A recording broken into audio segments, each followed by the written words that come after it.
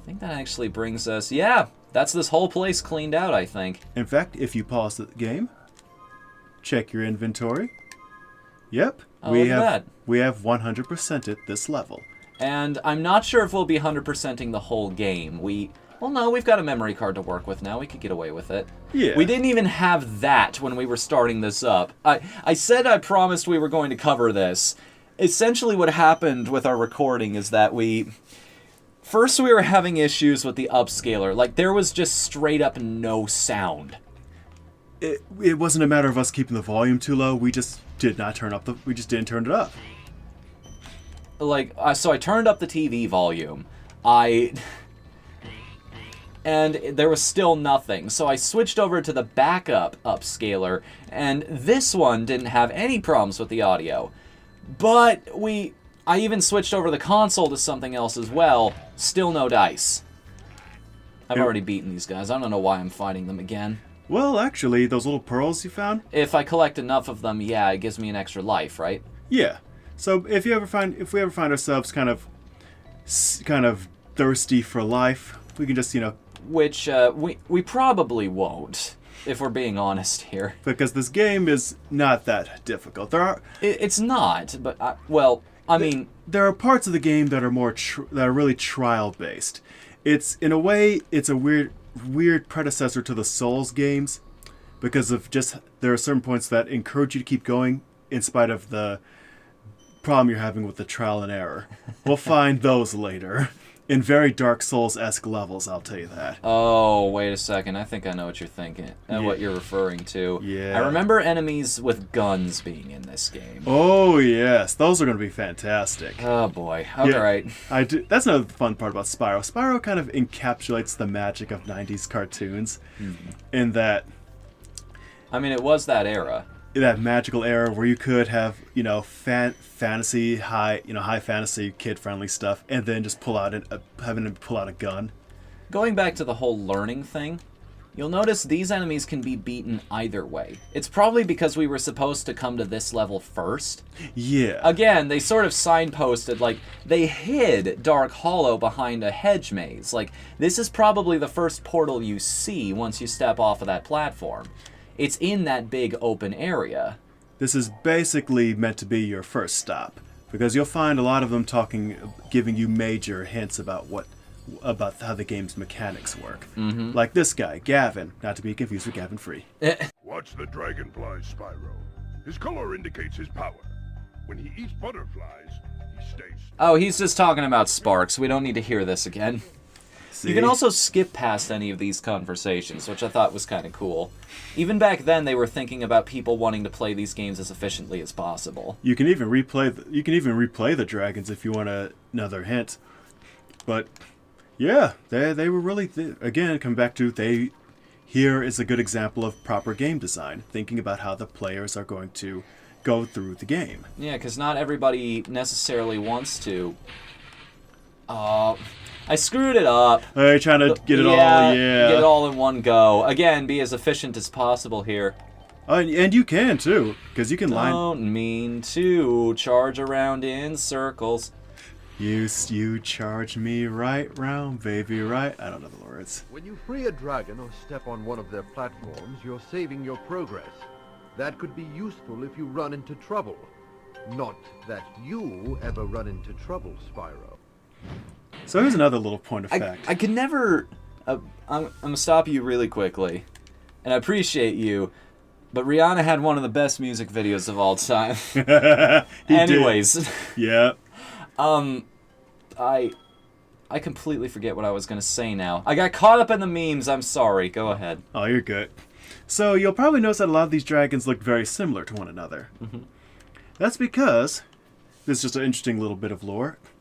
These dragons and Spyro himself are the artisan race. Their purpose in the dragon world is to create the... This is fine. Do you not see this magical dragon yet happening? So the artisans, their thing is to just make the art, the lore, the songs, the poetry, even the design work of these castles. The artisans, they did that. Mm-hmm. So it makes sense that not only is their world likely the most colorful per se, but why it has some of the most serene appearances in it. Because this is just a nice sweeping hill, kind of the kind of thing you'd expect from an artsy kind of world.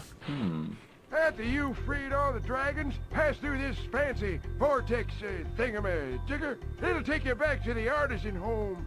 But first, let me tell you a story. No thanks. See ya. Back in my day, dragons breathed Don't ice. care. Oh my god, I fell asleep while you were talking. Let's go. And if anyone cared, he was basically saying, see that whirlwind behind me? That takes you back to the hub world.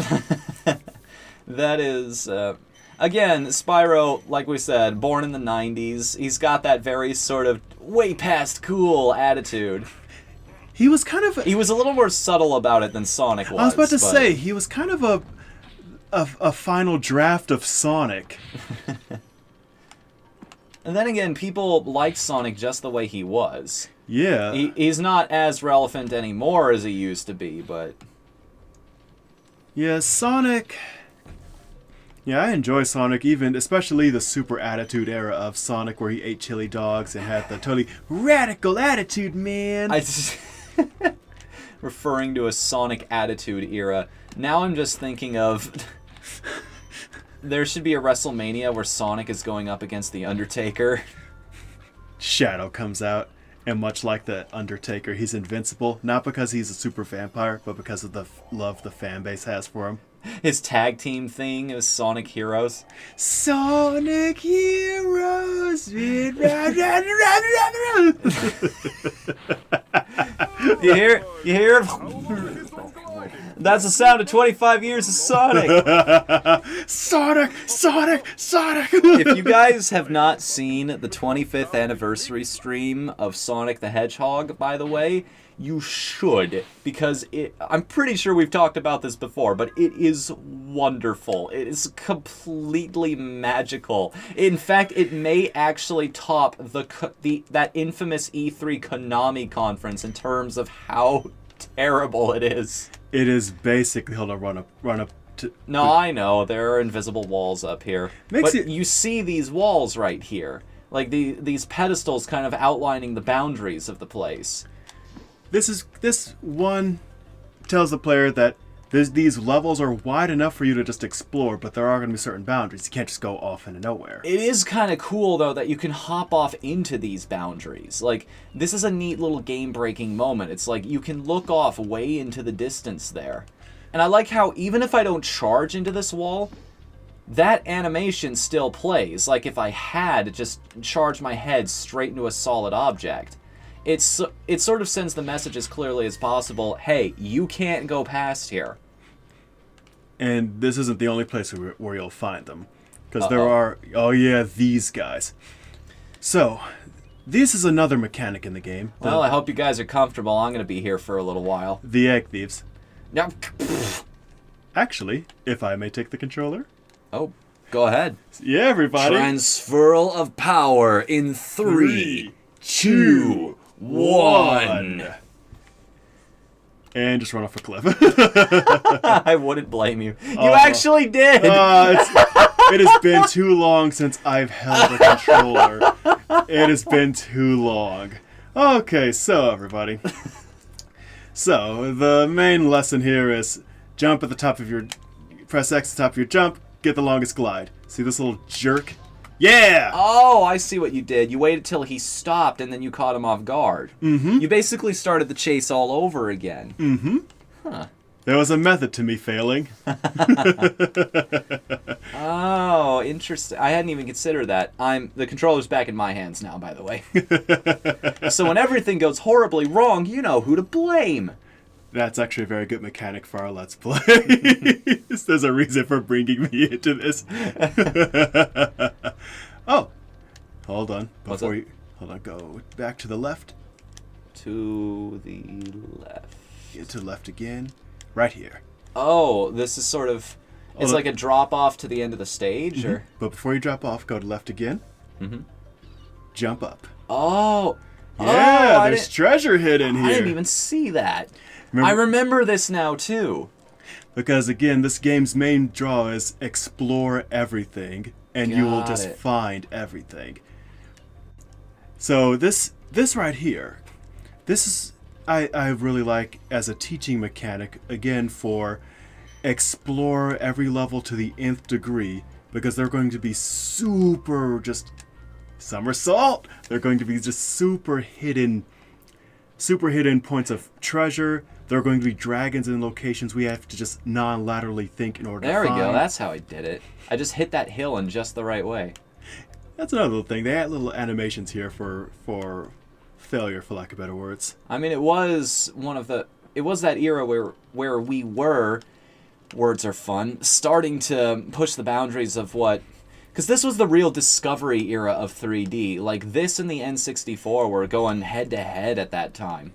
And it was kind of none of us knew it at the time, but now that we know the story of like how the PS1 ended up happening in the first place, it was kind of interesting how things played out. Like, they learned everything from the PS1, and it's like, okay, we're going to come back with the PS2, we're going to blow everybody's mind, and they did. Exactly. I hope somewhere in that mad rambling was something that was worth listening to. Basically, because the PS, you can push so far with the PlayStation's capability, that meant you could just put things in. You could just make a big level and fill it with stuff. Mm-hmm.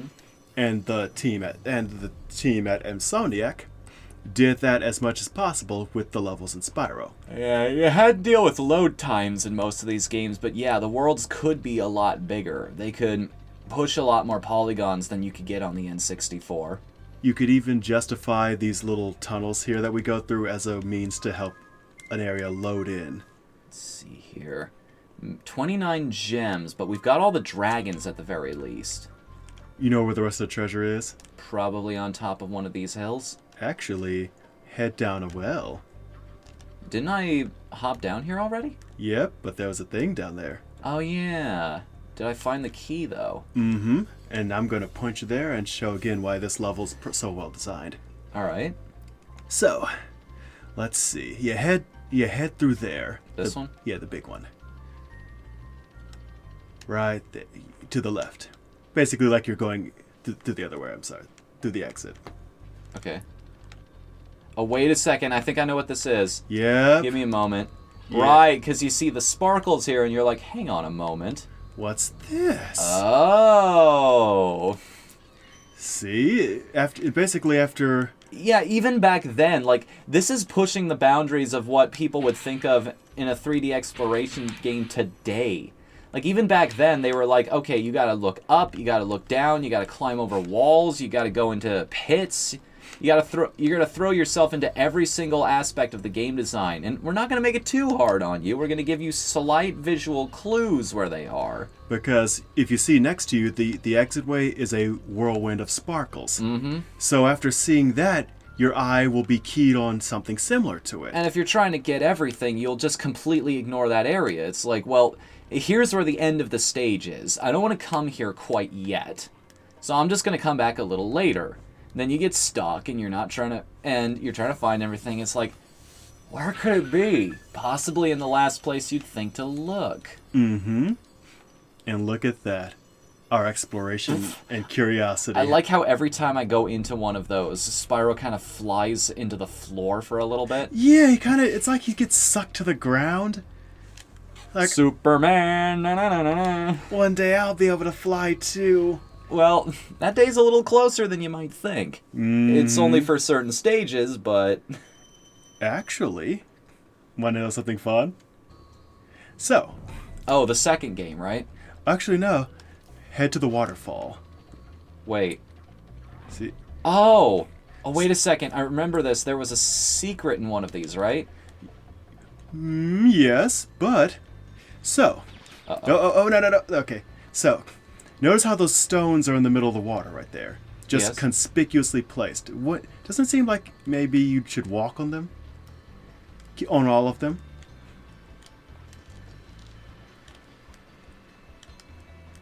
I thought I had to walk on them in a certain order. Oh no. Basically, you're gonna... Basically, in the later level, they tell you, hey, Spyro, just jump on all the stones. Oh, yeah, they do that. it's in another hub world, though, right? Yeah. And that's basically the developers saying, hey, okay, they didn't find it the first time, so let's just give them a little hint. I mean, that is kind of an obtuse secret. Again, it's like most people would just follow one or the other. I've already screwed this up. Oh, yeah. So, for those watching, this is a speed round. This is basically where Spyro can actually fly around. But the first time you go through, it's timed, and you have to collect everything within it in order to complete it. Yeah, there we go. You go against the tracks, because then the trains come to you instead of the other way around. Mm-hmm. And in this level, unlike the other ones, there's nothing really, no dragons to find. There's all the exploration is just fly around and get through everything. Basically, every single one of these obstacles will give you more time. And the name of the game is just complete it. Mm-hmm.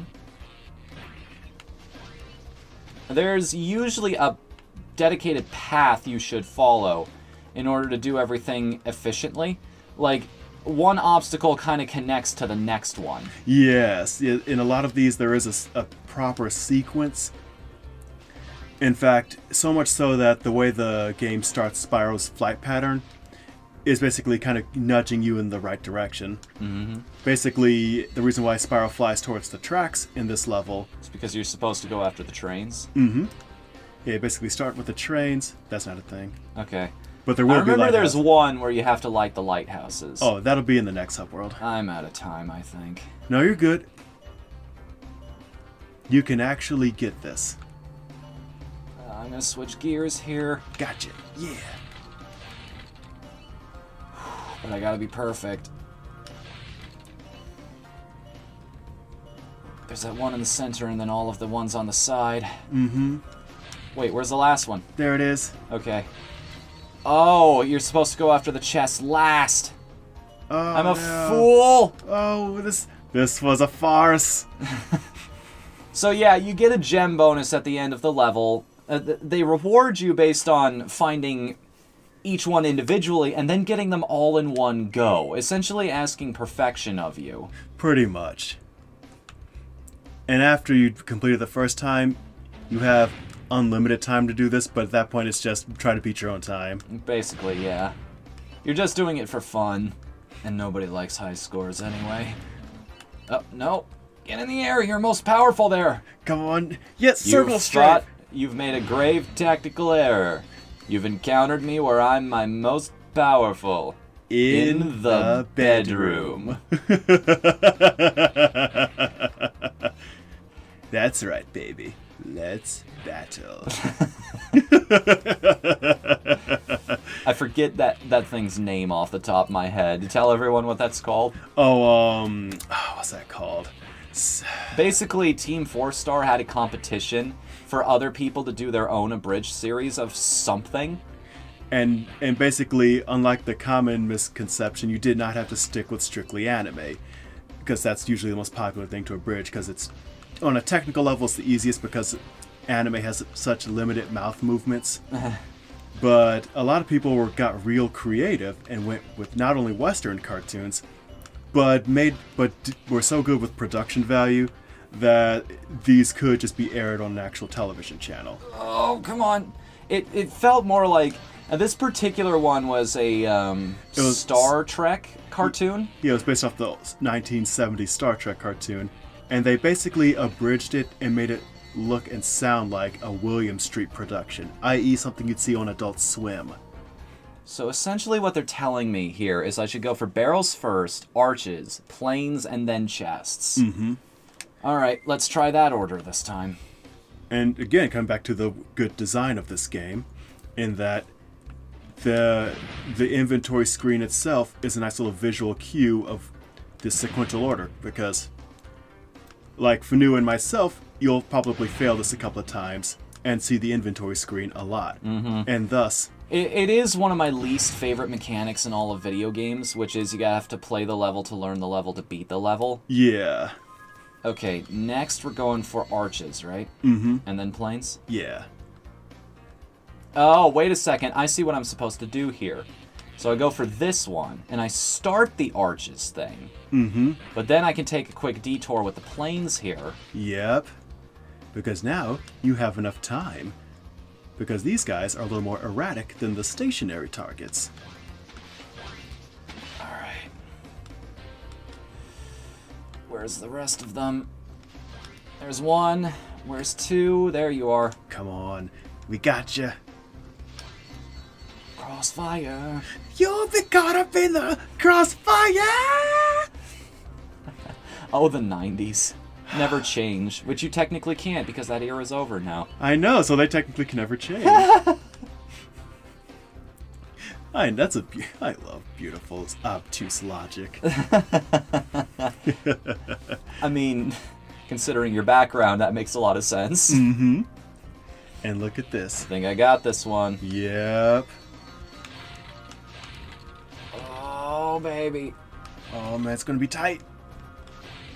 No, we got this. It's Yeah. like 3 seconds per chest. There's no way. Yeah, we're actually really good. There's right no now. way. Unless we just have Spyro land and just eat a cheeseburger. I actually pressed the triangle button because I wanted to fake him falling into the ocean. but they canceled out that animation in this mode, probably for good reason, because of people like me. They know someone's gonna try to showboat themselves to death.